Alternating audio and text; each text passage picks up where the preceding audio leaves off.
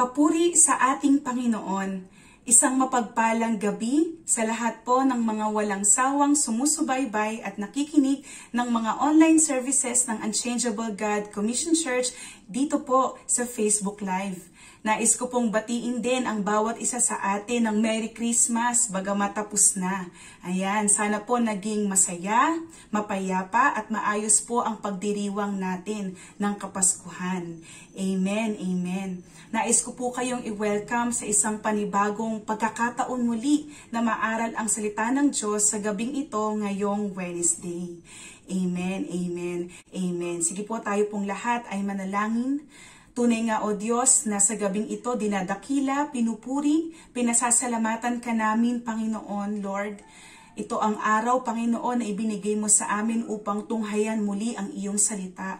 Lord, salamat sa pagkakataon. Salamat, Panginoon, dahil binibigyan mo po kami, Panginoon, Lord, ng opportunity na mas makilala ka, mas maunawaan ang salita mo, O Diyos, upang sa ganon magawa naming makasunod at makapagpasako palagi sa iyo.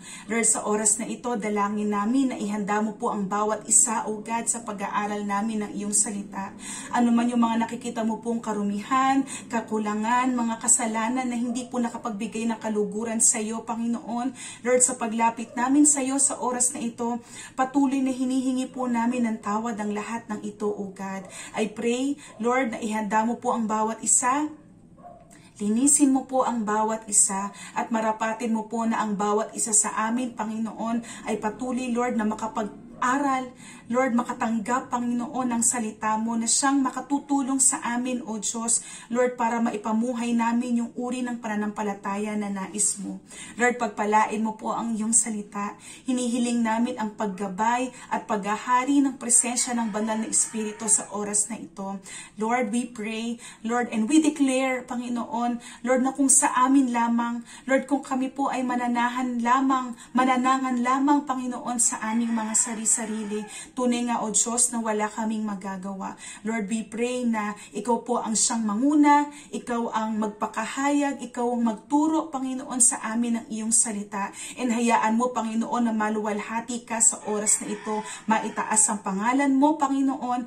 Hallelujah, maparangalan ka ng iyong mga anak. Dalangin ko po, Panginoon, na alisin mo po, O Diyos, ang anumang mga bagay na bumabagabag o nagbibigay, Panginoon, ng pag-aalala o takot sa puso ng marami sa amin. And palitan mo ito, Panginoon, ng pananabik at kauhawan sa iyong mga salita. Lord, sa iyo namin itinitiwala, Panginoon, ang gabing ito. Ikaw, Panginoon, ang manguna at sumama sa amin. Idinideklara namin, Panginoon, Lord, na ang salita mo ay maihahayag sa gabing ito. Idinideklara namin, Panginoon, hallelujah, Lord, na sa pamamagitan ng salita mo, Panginoon, patuloy kaming mababago, mahuhubog. Lord, patuloy kaming masasanay, Panginoon, Lord, ng ayon sa nais mo. Lord, maraming salamat po. Sa iyo namin ibinabalik ang pinakamataas na papuri, parangal, pasasalamat. Sa pangalan ni Jesus, ito po ang aming dalangin. Amen and amen. So, balikan lang po natin, no, yung mga natakil po nating mga bagay, no, sa part 1 po nitong topic na the sin of partiality, or siguro sa iba, no, nabanggit ko rin to last time, the evil of favoritism. Ayan. The book of James intends to teach us to look to ourselves and evaluate carefully how real is our faith. Di ba sabi nga, no, faith is man's response to God's initiative. Di ba? Kung ano yung inihahayag, kung ano yung tinuturo sa atin ng Panginoon, dapat tayong tumugon ng may pananampalataya. At dito, no, sa chapter 2, ayan, alam natin na ito pong itinuro o inihayag sa atin ni Santiago is a test of faith. No, kagaya po ng mga napag-aralan natin sa chapter 1. No, sabi nga dyan, do we show partiality? Yan. Do we show favoritism? Do we favor one over the other negligently? Yan. Meron daw ba tayong hindi pantay na pagtingin, no, sa mga tao na nakapaligid sa atin? Do we overlook the poor and needy in favor of the rich and mighty? Yan. And dito, no, tinignan natin, no, ang ibig sabihin ng partiality or ng favoritism para mas maging malinaw sa atin. Bakit to tinawag na sin? Bakit to tinawag na evil, no, ng Biblia? Favoritism can be seen anywhere, 'di ba? Sa bahay, sa eskwelahan, sa trabaho, kung saan tayo namamasukan, and even po, no, nakakalungkot, sa loob ng isang iglesia.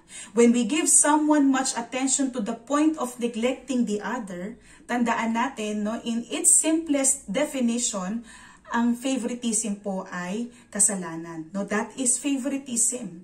By definition, partiality, as we all know, is the preferential attitude and treatment of a person or a group over another having equal claims and rights. Ayan. No? And itong James chapter 2 verses 1 to 13, sabi ko nga po kanina, is another test to our faith. Diba?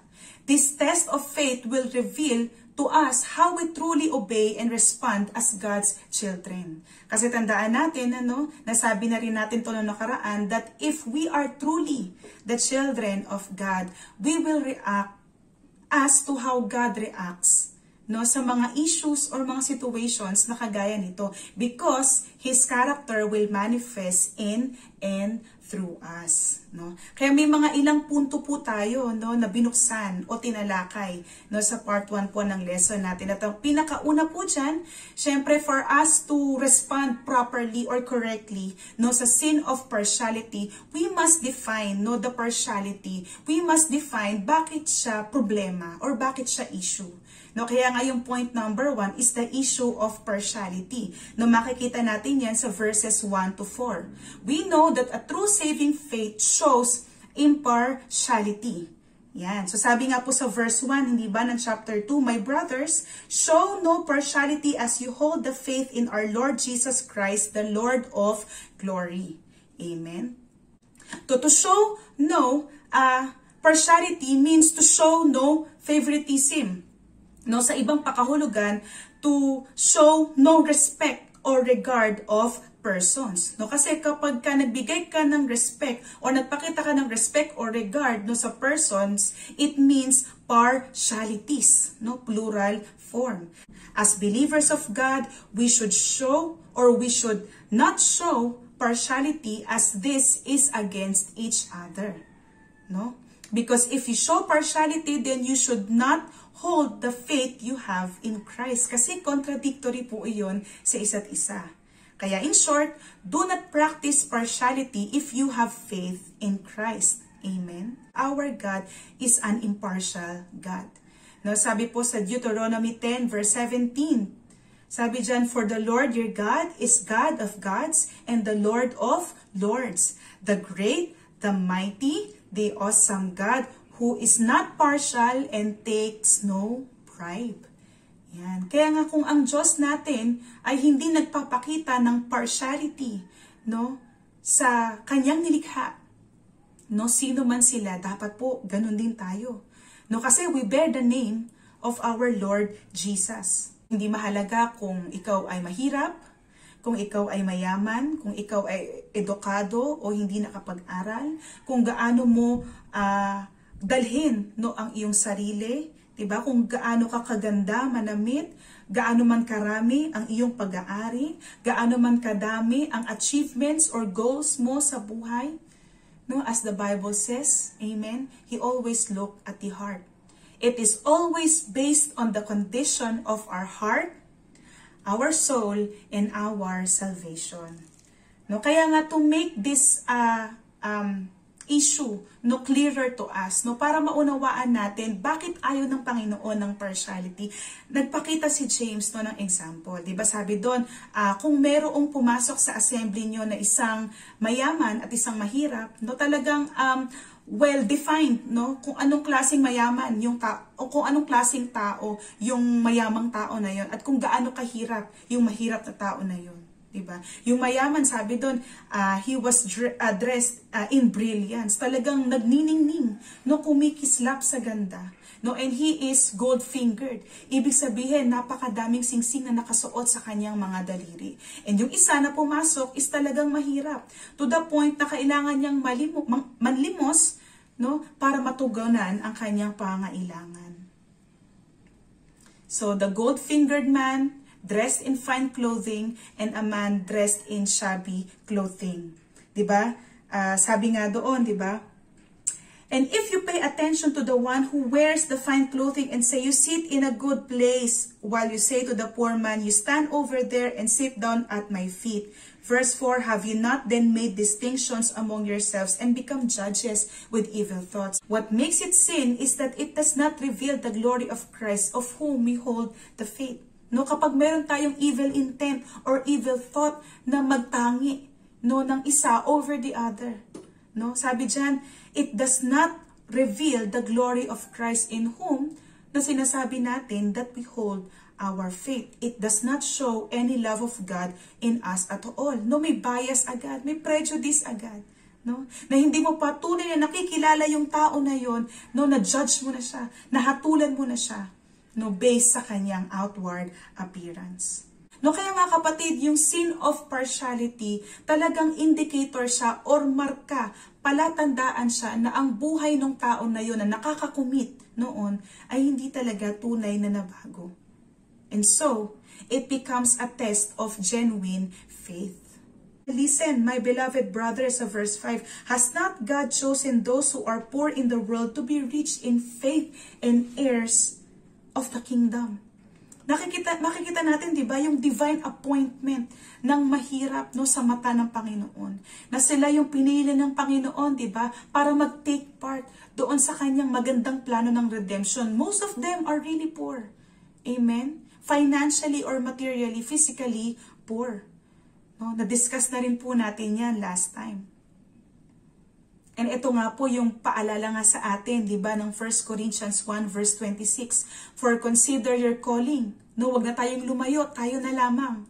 Brothers, not many of you were wise according to worldly standards. Not many were powerful. Not many were of noble birth. Hindi ba? Hindi naman tayo tinawag ng Panginoon dahil meron siyang nakitang magandang quality sa atin. Amen?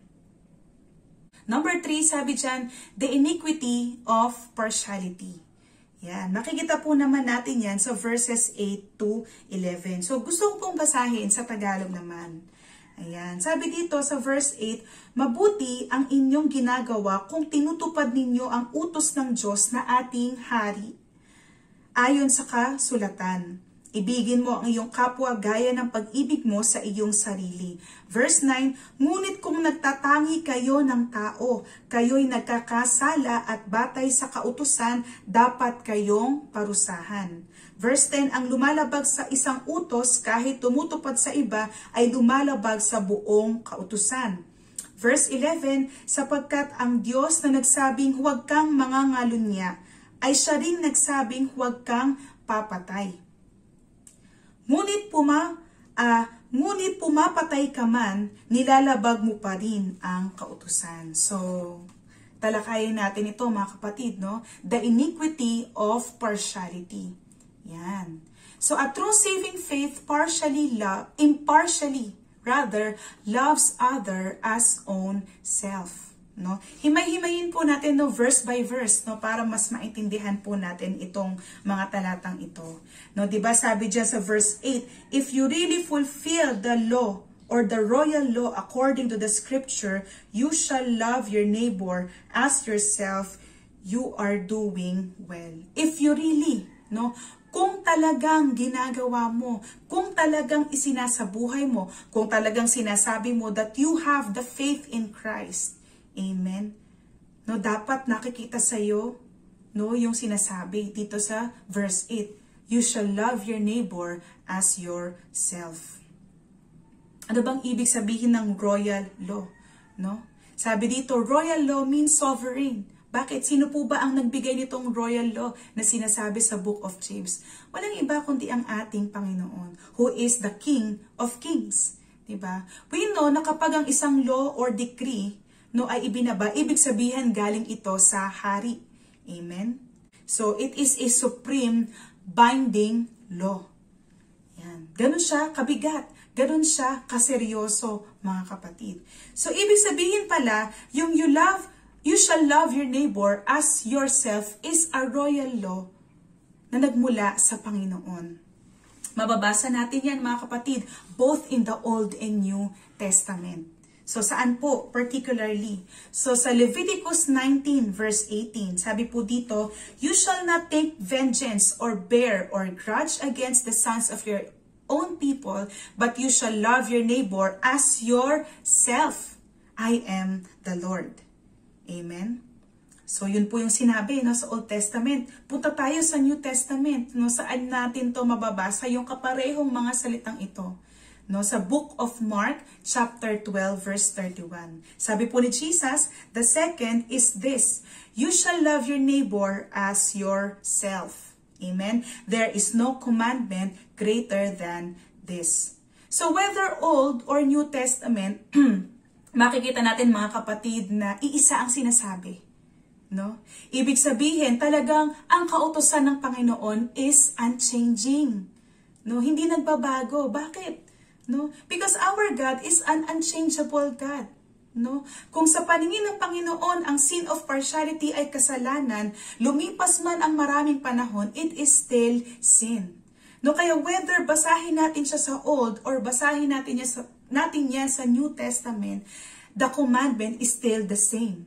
You shall love your neighbor as yourself. No, hindi lamang to inihayag ng Panginoon sa atin, pero binigyang diin niya ito sa atin.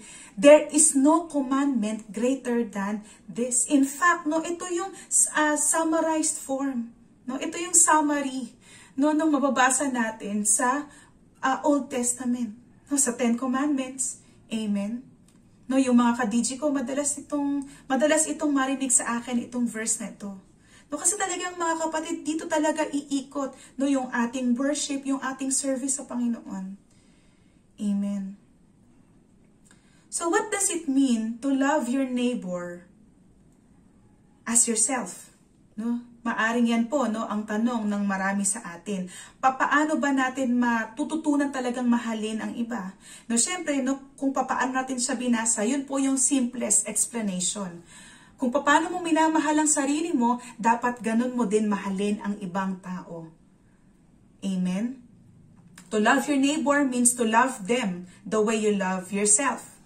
To treat them the way you treat yourself. No, let's be honest mga kapatid, isasama ko po yung aking sarili dito.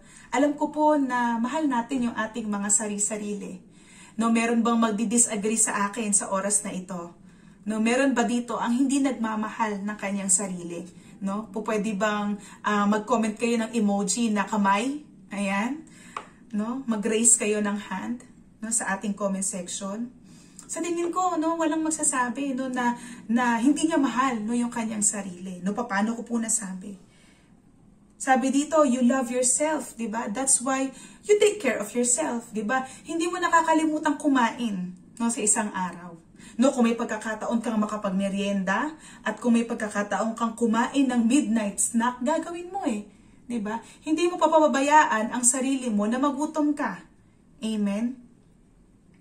Natutulog ka hanggat may pagkakataon, di ba? Minsan kahit sa trabaho, minsan oras ng pag-aaral, oras sa school, oras ng trabaho oras ng pagtatrabaho, di ba? Kahit work from home, minsan naglalaan ka pa rin ng oras para kahit papaano makapag-power nap. No, pag may time ka makapagpahinga, nagpapahinga ka talaga, di ba? Kung meron kang time na i-treat yung sarili mo, usually ang dahilan mo is to reward yourself no for working hard. No, treat mo yung sarili mo. Di ba, bumibili ka ng paborito mong inumin, kape, milk tea, di ba? Inilalabas mo yung sarili mo, no, kumakain ka sa restaurant o nagpupunta ka sa mga parks, no, or sa mga mall, bumibili ka ng bagong damit, di ba? In short, no, you make time for yourself, di ba? Ito yung pagpapatunay na mahal mo yung sarili mo, gumagawa ka ng oras no, para alagaan ang sarili mo. And kapatid, no, bilang isang Kristiyano, we ought to do the same no, sa ating kapwa.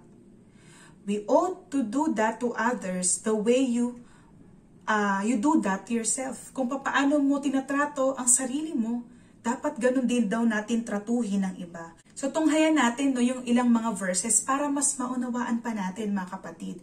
1 John 3:16 it says, "By this we know love, that He laid down His life for us, and we ought to lay down our lives for the brothers." Yan. 1 John 4 verse 7, Beloved, let us love one another, for love is from God, and whoever loves has been born of God and knows God. No, kaya dito, no, yung sa unang mga verses na sinabi ko, yan, makikita natin talaga na ang love, kagaya ng sinasabi sa 1 Corinthians 13, it is not self-seeking. Love is not self-serving. No, lagi siyang nakatingin, no, sa welfare ng iba. No, lagi siyang nakatingin, ano yung pwede niyang magawang tulong o suporta sa ibang tao. 1 John 4 verses 10.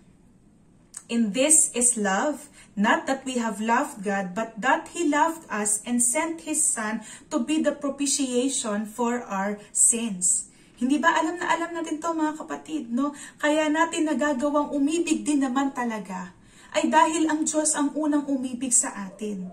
Amen? Siya kasi yung unang nagpakita ng pag-ibig sa atin. So we ought to love.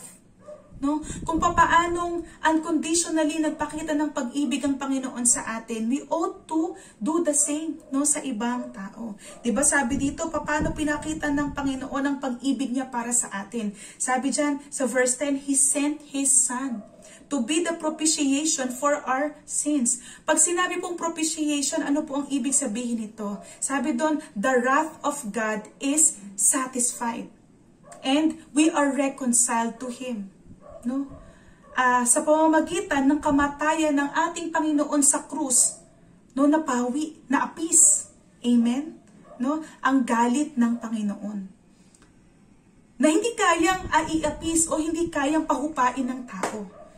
Beloved, sabi sa verse 11, if God so loved us, no, kung ganitong uri ng pag-ibig yung naipakita ng Diyos sa atin, we also ought to love one another.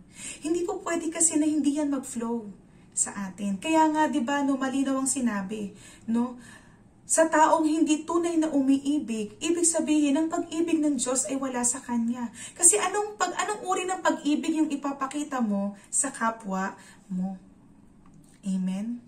Kaya dito makikita natin that love, in a biblical sense, is always related to meeting needs. No? Hindi po ito, mga kapatid, yung tinutukoy nating romantic love, no, between a man and a woman. No, hindi po ito yung tinutukoy dito na love. Mga kapatid, love is always related to meeting the needs of others, of your neighbors. Amen?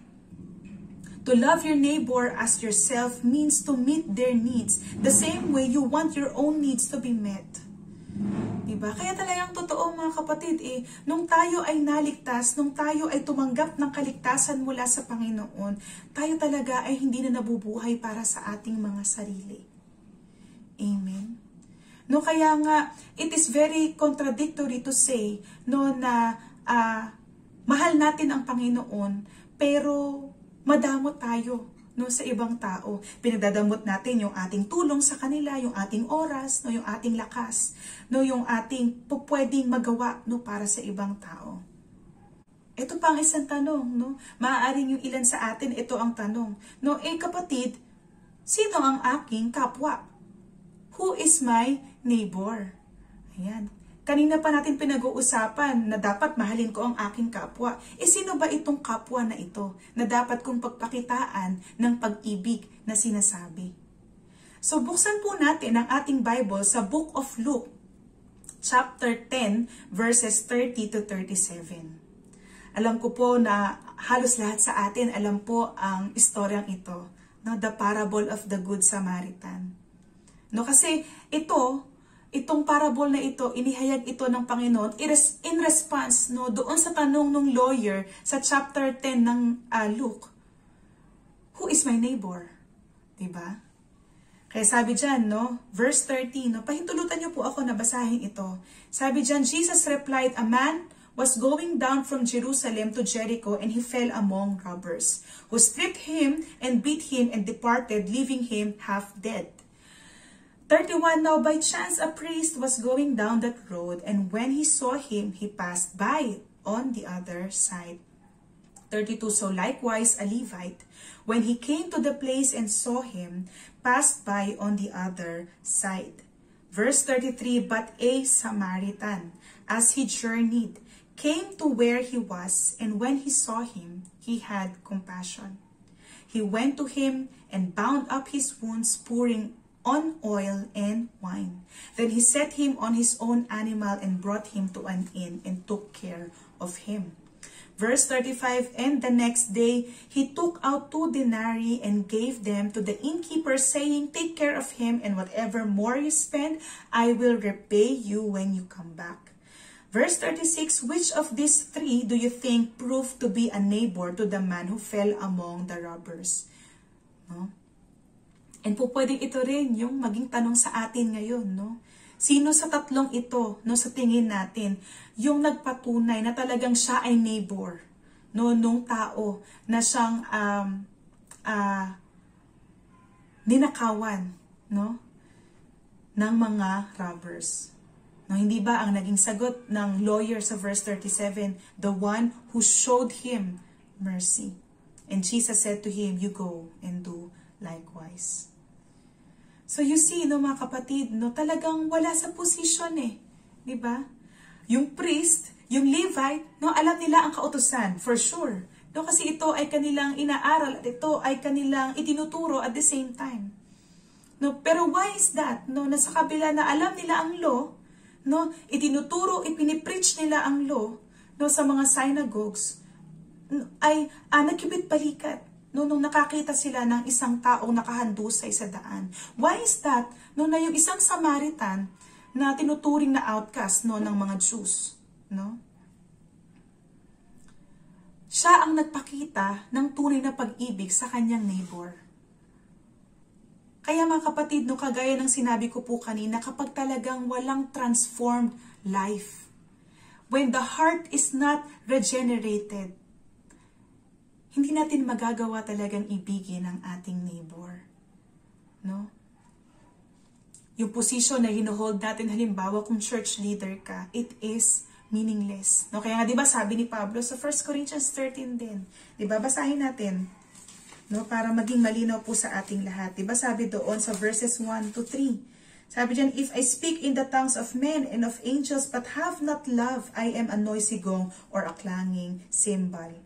And if I have prophetic powers and understand all the mysteries and all knowledge, and if I have all faith so as to remove mountains, but have not love, I am nothing. If I give away all I have, and if I deliver up my body to be burned, but have not love, I am nothing. Kaya for us, no, to meet the needs of others, we need love. Genuine love. We need the love of Christ. Amen? No, kasi sabi ni Pablo, no, kung masalita man daw niya ang lahat ng lengguwahe sa mundo, maunawaan man niya ang lahat ng mga mysteries and prophecies sa mundo. No, ibigay man daw niya ang lahat, maging ang kanyang sarili. Pero kung wala siyang pag-ibig, baliwala ang lahat ng iyon. Kaya, bagamat or kahit na mag-serve man tayo, no, sa lahat ng ministry, no, sa loob ng iglesia, no, active ka man sa lahat ng mga church activities, pero kung wala kang tunay na pag-ibig at hindi mo yun pinapakita sa iyong kapwa, sabi dito, it is nothing. It is meaningless. Diba? Love is truly measured not just by the words we say, but with what we do. Amen. No, madaling sabihin na kapatid, mahal kita. Diba? No, kaibigan, mahal kita. Madaling sabihin yan, mga kapatid. Pero kung wala ang gawa, sabi dyan, it is meaningless. Tandaan natin that love is an action word. Sabi sa 1 John 3 verse 18, little children, let us not love in word or talk, but in deed and in truth. Amen. Kaya balikan natin, no, if you really fulfill the royal law according to the scripture, you are doing well. If you are not fulfilling the royal law, you are not doing well. Ibig sabihin, yung faith na sinasabi mong hinohold mo o meron kang pananampalataya ka mo kay Kristo, baka pakitang tao lang. Amen. Verse 9 sa James 2, but if you show partiality, you are committing sin and are convicted by the law as transgressors. No? Kaya talagang mabigat, no, mga kapatid. Committing continuous favoritism, no, yung tinutukoy dito. If you show partiality, ibig sabihin patuloy, paulit-ulit kang nagpapakita, no, o nagko-commit ng favoritism. No? Not as a committed violation, but as a committed violator.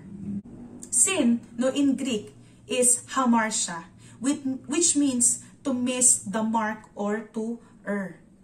Ang transgressor naman po or transgressing is to go beyond the limits. So yung sinasabi po ni James dito sa verse 9 is you've missed the mark and you've gone beyond the limits. No? Hindi mo nagawa, no, yung iniuutos ko sa iyo at yung bagay naman na ginagawa mo na hindi dapat is beyond the limits. Sumusobra na, humihigit na. So sin is coming short of the perfect standard of God and it is going beyond the law of God. So bakit siya beyond the law of God? No, bakit higit siya? Bakit we fall short? Bakit we miss the mark? No, if we are showing partiality. Sabi dyan, for whoever, verse 10, keeps the whole law but fails in one point has become guilty of all of it. Actually, mga kapatid, mabigat ito. No? Kasi you break one of the commandments of God and you break the entirety of it. No, isa lang ang hindi mo magawa, no?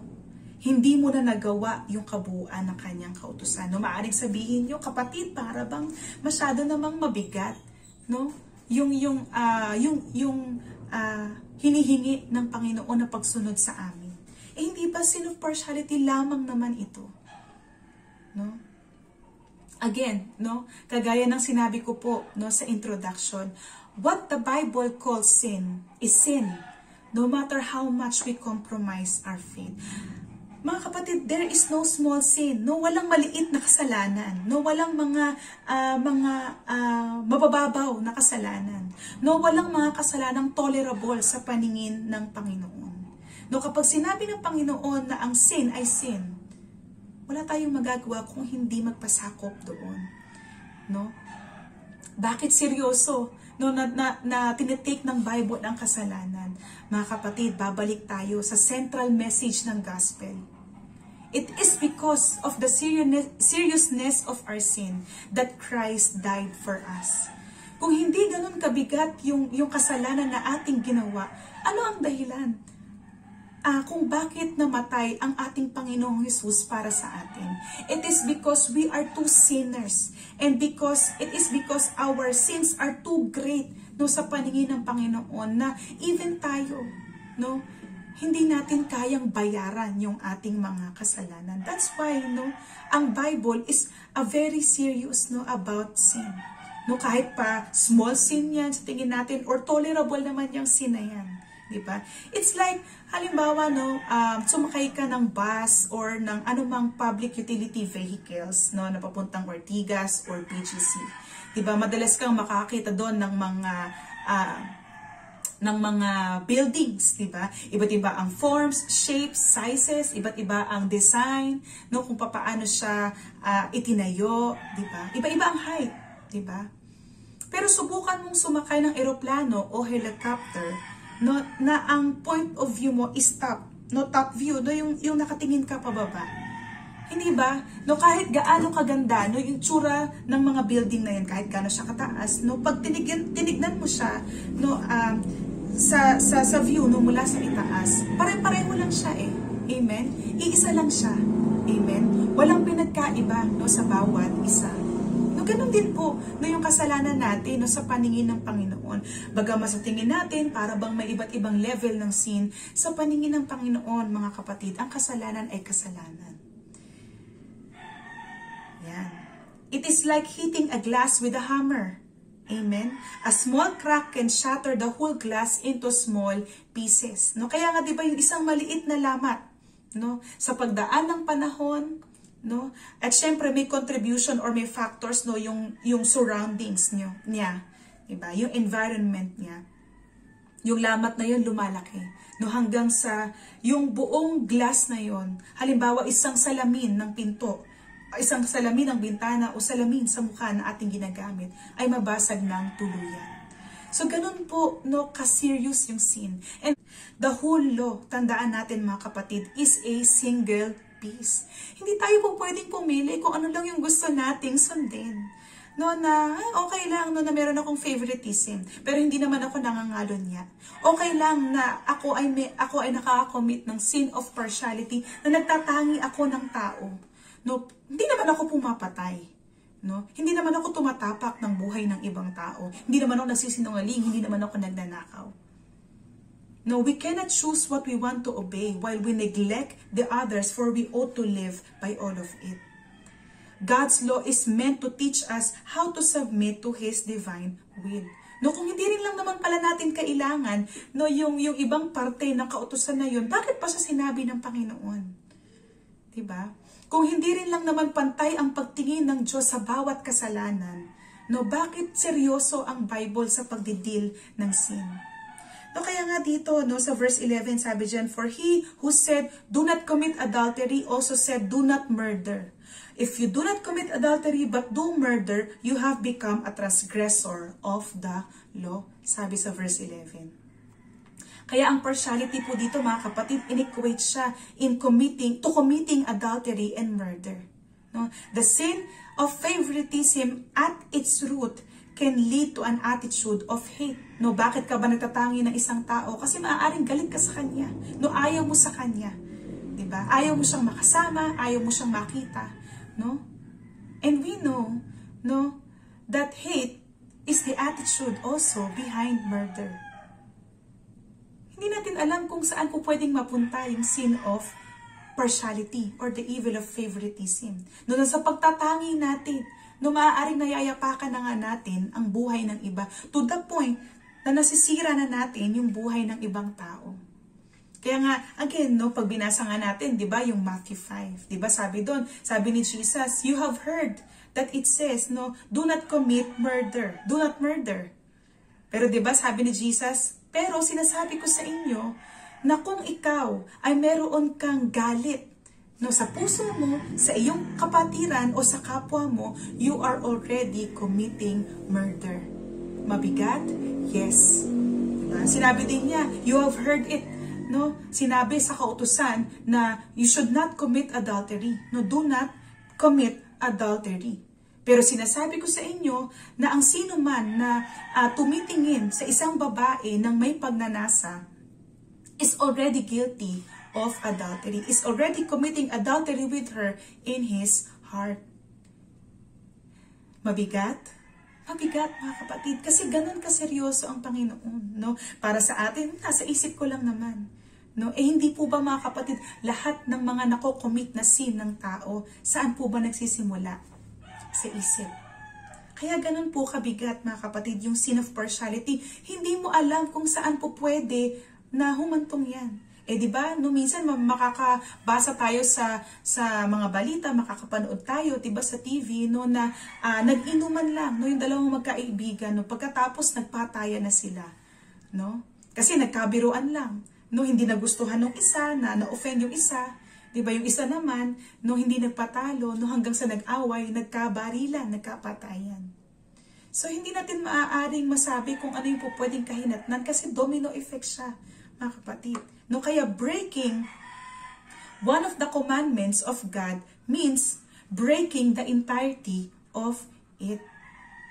No? Ganun po siya kaseryoso.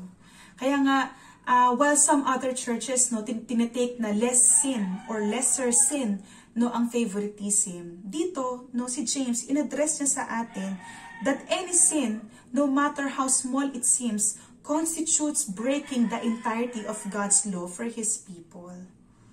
No? Kaya naalala ko, no, yung sinabi po ni Pastora Arlene sa huling turo niya, no, walang white lies, no? Walang kasinungalingang may kulay, no? Hindi natin po pwedeng bahiran ng kulay ang kasinungalingan kasi kapag sinabing kasinungalingan, kasinungalingan siya. Amen. So ganun din po, no, dito sa ating tinutunghayan ngayong gabi. Amen. So minsan masasabi natin, sister, parang Napakahirap naman no na sundin yung ipinag-uutos ng Panginoon. Para bang masyadong perfect yung standard ng Panginoon. Masyadong mahirap, masyadong mataas no yung standard ng Panginoon. No, para bang unfair no para sa amin no na nasundin yung ipinag-uutos ng Panginoon. Alam niyo kapatid, isang bagay lang ang nais kong sabihin. No, kung nagagawa natin yung itanong no sa Panginoon, why not tanungin natin yung ating sarili, bakit no sa kabila ng lahat ng mga pagkukulang natin sa Panginoon, sa kabila ng mga kasalanang nagagawa natin ng paulit-ulit sa Kanya, siya pa din yung gumawa ng paraan no para mapatawad tayo sa ating mga kasalanan. Na instead na tanungin bakit ang taas ng standard ng Panginoon, dapat ang tanungin natin bakit ang laki ng grace at ng mercy ng Panginoon sa atin. Siyempre mga kapatid, tandaan natin, hindi natin ito magagawa kung walang tulong ng Panginoon. No, kaya kung nadi-discourage ka ngayon pa lang, no, wag, no, mga kapatid. No? Kung ang Panginoon ay sumasa atin, ang banal na Espiritu po ay sumasa atin at siya ang bahalang tumulong sa atin no para makakonform tayo no sa kalooban ng Panginoon. No para marating natin no ma-achieve natin yung Christ likeness. No? May struggle no mga kapatid. No talagang may mga obstacles tayong kakaharapin no para lagi tayong makasunod sa Panginoon. Para saan pa? No, yung kanyang salita, no, para saan pa ang banal na espiritu, kung hindi rin lamang para tulungan tayo. No, kaya nga ito, mga kapatid, yung rebuke, reminder, and at the same time, encouragement sa atin, no, ng James chapter 2. No, there's still time, no? Ang Panginoon, meron pa siyang nais na baguhin, no, sa ating buhay. No, kung tayo ay may mga kakulangan pa rin, it is because no, there is always room for improvement. No, talagang it clearly shows no, na talagang tayo bilang tao, nasa proseso pa rin talaga tayo no, ng transformation, no, ng pagbabago. Amen. No, kaya wag tayong mangamba or malungkot. No? Tandaan natin, walang iuutos sa atin na anuman ang Panginoon kung hindi rin lang naman siya sasama. Diba? Sabi nga sa book of Isaiah, where God guides, He provides. Kung saan niya tayo nililid, kung saan niya tayo, kung ano yung bagay na iniuutos niya sa atin, for sure na meron siyang provision. For sure na meron siyang ibibigay sa atin na makatutulong sa ating gawin yung kanyang kalooban. Kaya sa Roman numeral number 4, the invitation to impartiality. Because our God is an impartial God, we also must be impartial. A true saving faith will overcome judgment. So makikita po natin ito sa verses 12 to 13. So basahin po natin. Sabi dyan, kaya't mag-ingat kayo sa inyong pagkilos at pananalita sapagkat hahatulan kayo ayon sa kautusang nagpapalaya sa inyo. 13, walang awang hahatulan ang di marunong maawa, ngunit mangingibabaw ang awa sa paghatol. A true saving faith will overcome judgment. Yan. Kaya nga, ito no, yung encouragement sa atin, at ito yung utos sa atin ng Book of James. So speak and so act. No? Kung naintindihan nyo yung verses 1 to 11, naintindihan nyo yung issue ng partiality, naintindihan nyo yung inconsistency of partiality, kung naintindihan nyo yung iniquity ng partiality, why it is really important na i-address itong issue na ito. Sabi ni James, so speak and so act. No? Kung naiintindihan nyo talaga ito, if you truly hold the faith no, in Christ Jesus, the Lord of glory, so speak and so act as those who are to be judged under the law of liberty. No, bakit ang batayan is the law of liberty? Because it frees us from the sin's slavery. No? Dahil sa kalayaang hatid ng kaligtasan ng Panginoon sa atin, tayo ay napalaya mula sa kasalanan. At kung tayo ay tunay na malaya na mula sa kasalanan, dapat hindi na tayo nasa tanikala ng kasalanan ng partiality. Sabi po sa Romans 2 verses 6 to 10, He will render to each one according to his works. To those who by patience in well-doing seek for glory and honor and immortality, He will give eternal life. But for those who are self-seeking and do not obey the truth, but obey unrighteousness, there will be wrath and fury.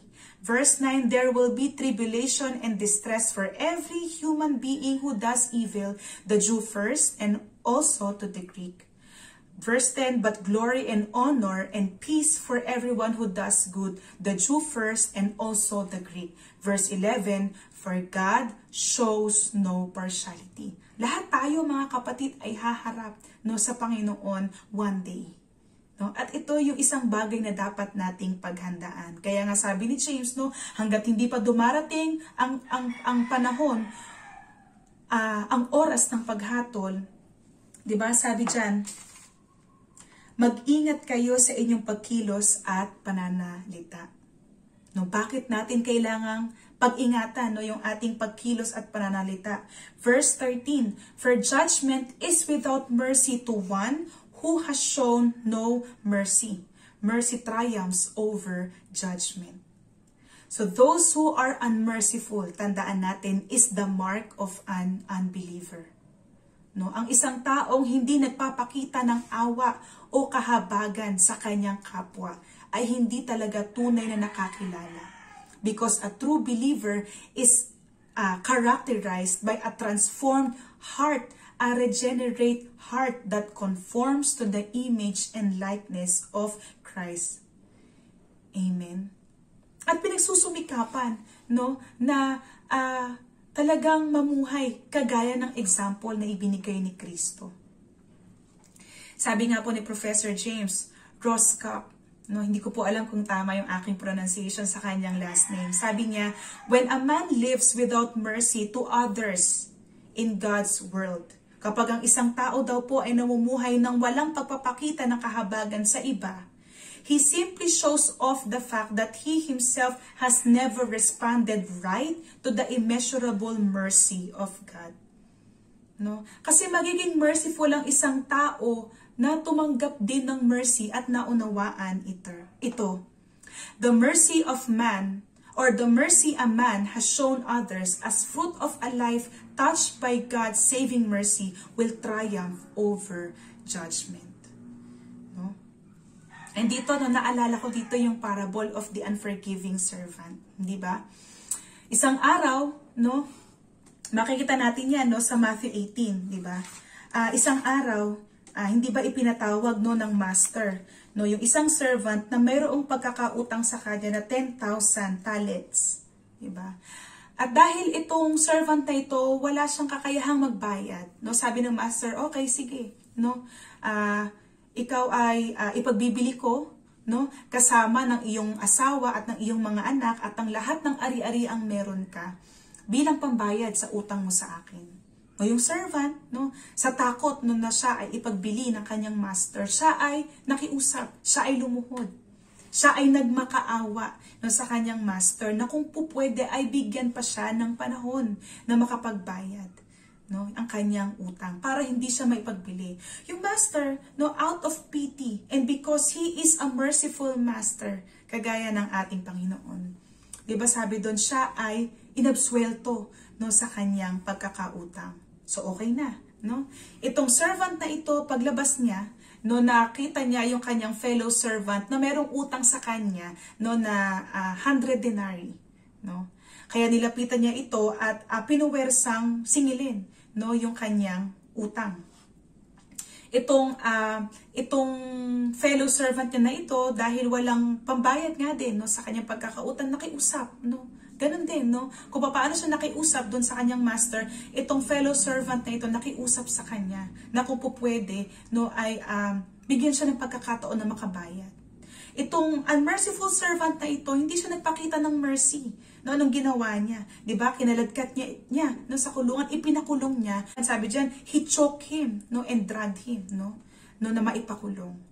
At yung kanilang mga kasamahan na nakakita nito, nireport ito doon sa master. Yung master, nung nalaman niya yung ginawa ng kanyang servant na kanyang pinatawad, Anong nangyari? Siya ay nagalit.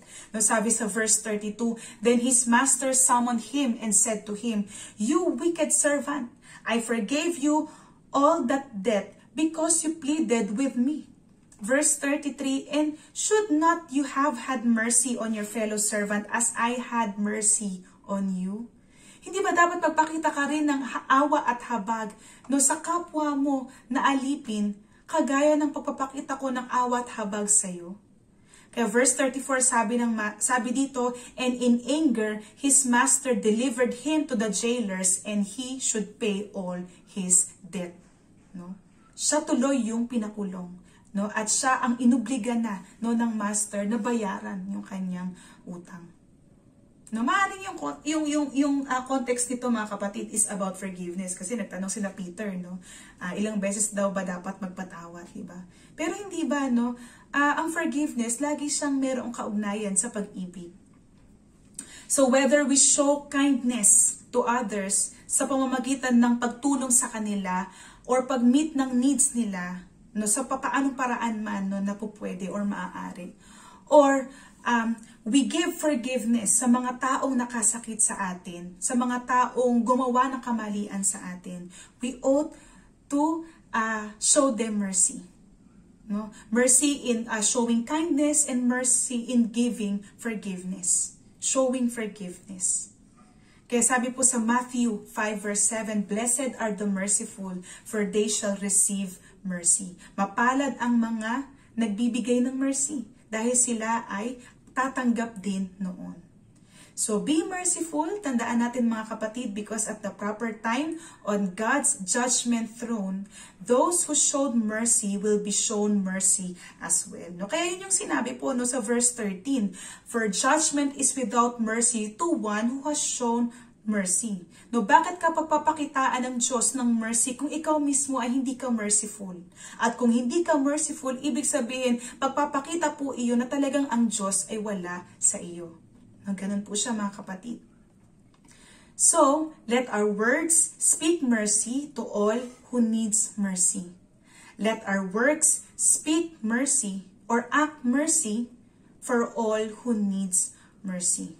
Because as a believer of God, we are all accountable to the Lord who sees and hears everything we say and do.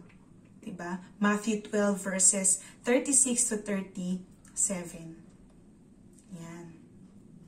Kaya tama, no, yung sinasabi doon sa verse 13b ng James 2, mercy triumphs over judgment. No? Kaya sa mga taong nagpakita ng mercy, they will be shown mercy. At yung mercy na yon ang siyang magtatagumpay sa paghatol. Amen? Mapagtatagumpayan ng tao na yon ang paghatol ng Diyos.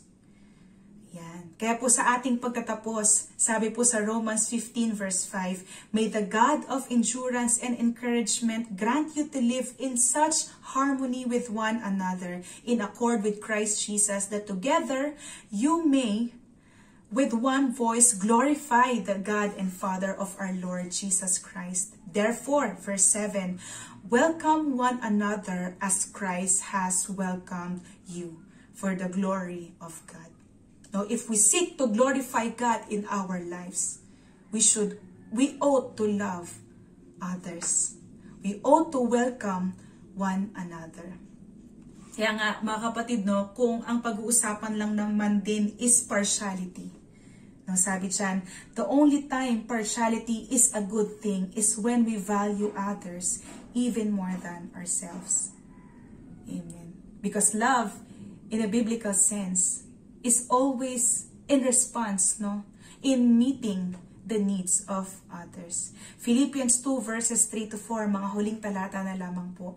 Do nothing from selfish ambition or conceit, but in humility count others more significant than yourselves. Kaya tama, no? Hindi talaga tayo nabubuhay na para sa ating mga sarili lamang. Let each of you not only let each of you look not only to his own interests, but also to the interests of others. John 15 verse 12, This is my commandment, sabi po ng ating Panginoong Jesus, that you love one another as I have loved you. Greater love has no one than this, that someone laid down his life for his friends. Kaya mga kapatid, the next time we say that we love our neighbors, the next time we say we love our brothers, do it, act on it, Amen? Amen ba mga kapatid? And with that, makikita natin, napufulfill natin, yung sinabi ni James sa chapter 1, verse 22, but be doers of the word, and not hearers only, deceiving yourselves. Amen?